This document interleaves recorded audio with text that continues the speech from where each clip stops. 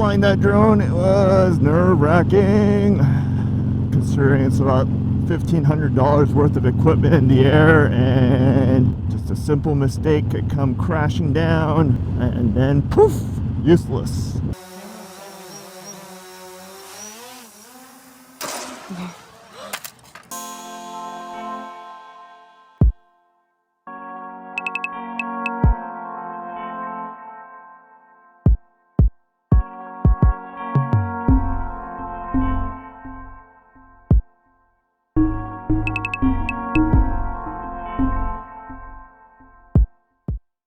So in this video, what I'm gonna do is go over the functions that the Skydio 2 has and what I practice with. Obviously, this is my first time using it, so I didn't use the full capability that the Skydio 2 offers, but I got the gist of what this drone can do for my channel here. So if you haven't subscribed yet, please click that subscribe button to support this channel. I do a monthly giveaway to my subscribers who comment any of my videos, which is a gift certificate from either Revzilla or Fortnite. All the footages that will be shown here from the Skydio 2 will be the raw video.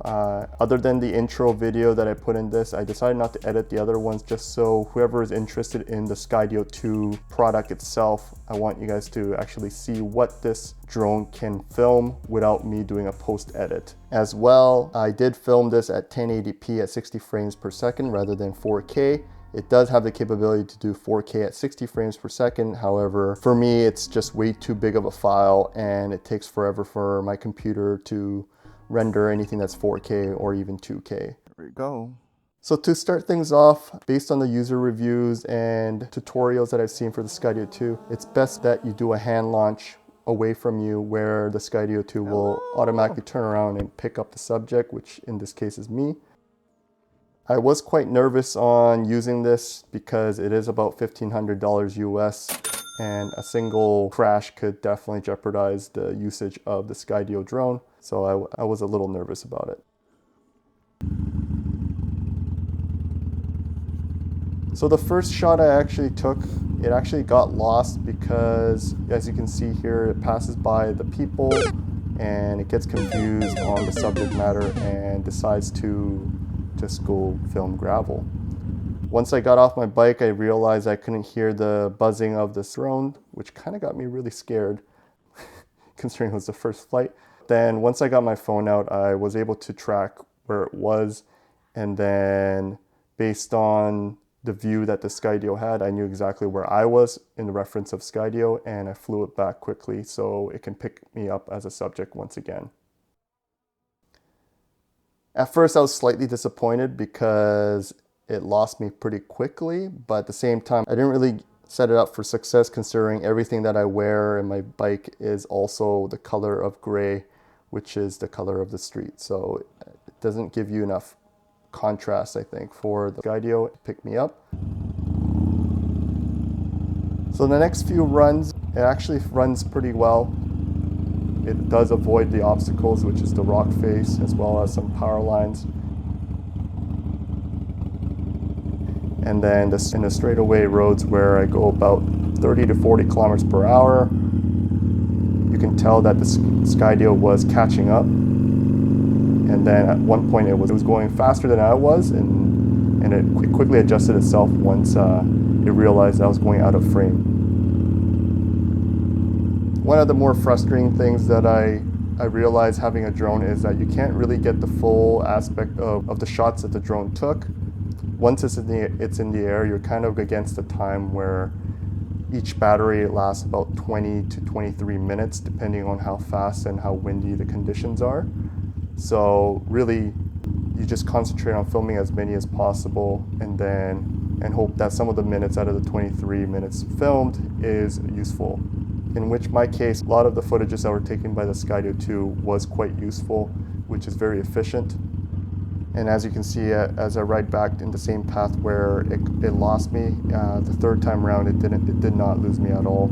And if you notice, this is the same footage as what I used in the intro video where I edited the contrast and saturation, some of the colors.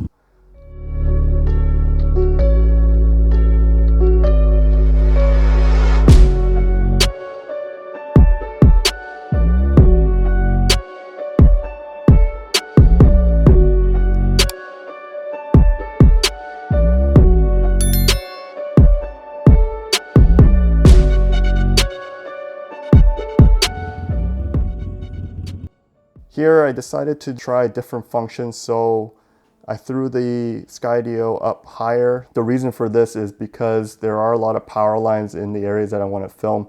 I wanted to make sure that the footages that comes out from the point of view that is higher than the power lines is actually usable. And as you can tell, it's still a beautiful shot. And the Skydio has no problem following me at this speed. The only thing I kind of wish I was able to do is change the angles on the fly, but given that I don't have a mount for my cell phone onto my Iron 83, that is something that I'll probably have to invest in later on. It's just so I can save more time doing angle shots while I'm still riding. So far I'm pretty happy with the shots that were produced by the Skydio. It kind of has its own personality, I find. I'll probably end up giving it a name or so. So here I am using the beacon that came with the sports package, where I can kind of use it like a Wii remote, where you can drag and drop and point where you want the Skydio to go.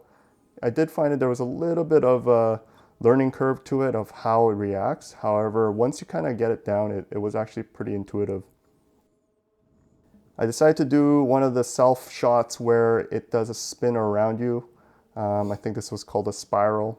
And for this part, you can adjust the speed and rotation direction. I believe this one was like 3 meters per second.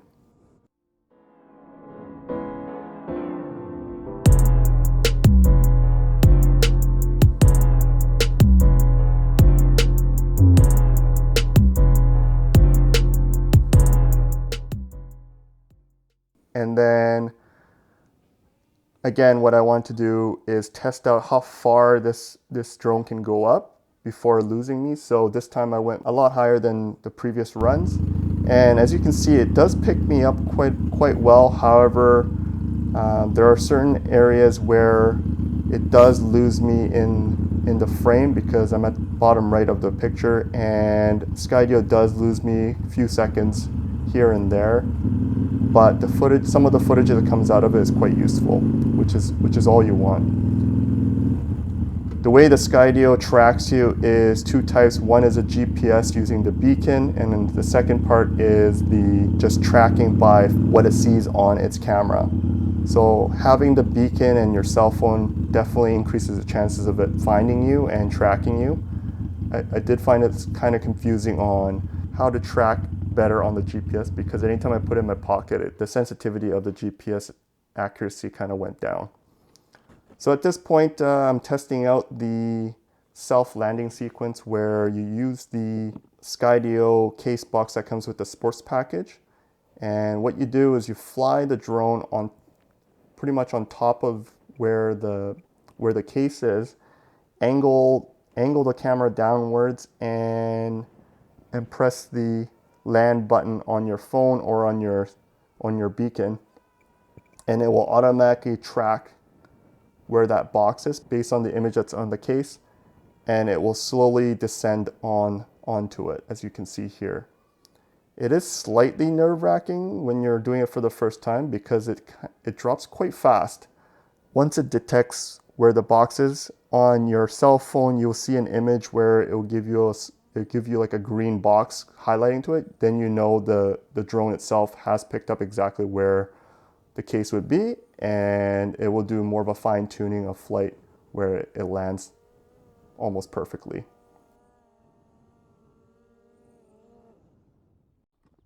That was sick! So overall, I find this drone quite useful for what I need to do, and hopefully I can use it for more of my future videos, especially when I do reviews of other motorcycles or more cinematic shots. And as I go back onto my motorcycle, I'll continue on with my motovlog speaking points, so we'll continue on from there. Oh man, it seemed like it was a good shot. I don't know. There was times where I lost a drone, well, the drone lost me, and I was like, fuck, there's my $1,500 gone. But then it was actually pretty easy to find. But I think it doesn't help that I'm wearing gray with a bike that is also gray on a road that is gray. So it probably had a hard time tracking me because there's not much contrast in colors, but I can't wait to watch the footages that it grabbed. Battery life is like 22 minutes or something like that, which isn't a lot. Oh, luckily I bought the sports version where it gives you 3 batteries. The only problem is because they're backlogged on some items such as our multiple battery charger, I still have to charge my batteries one by one, which kind of sucks. And based on research, Skydio 2 was the one that had the most intelligence. I believe it's NVidia that made the AI. And I just needed a drone there. I don't really have to pilot too much. And Skydio 2 was the one that's out there. I thought about getting the Mavic Air 2, which also has follow me capability, but based on some reviews and videos that I watched, it's not the smartest one out there.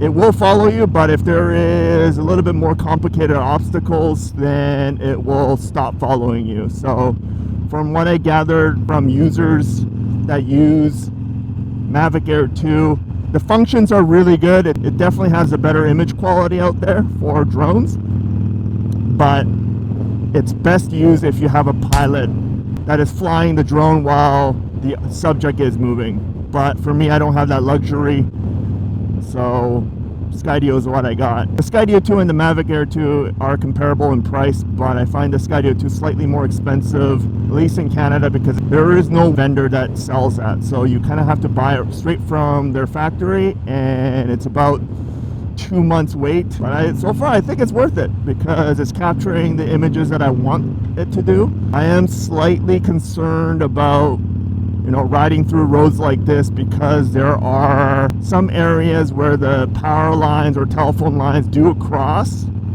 and because it's a heavily wooded area here, there's not much light filtering through. And from what I heard, Skydio, for it to function the best, it requires a lot of light, and I don't think it likes when there's a contrasting change between shadow to light, shadow to light. Or who knows, maybe I'll test it out in a more controlled environment.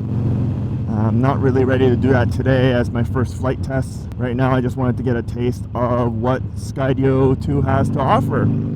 So Skydio 2, if you're watching this, please subscribe to my channel so you can keep tabs on what it's like to motovlog with your product, and hopefully you can send me some parts for me to review, because I would love to do that for you guys.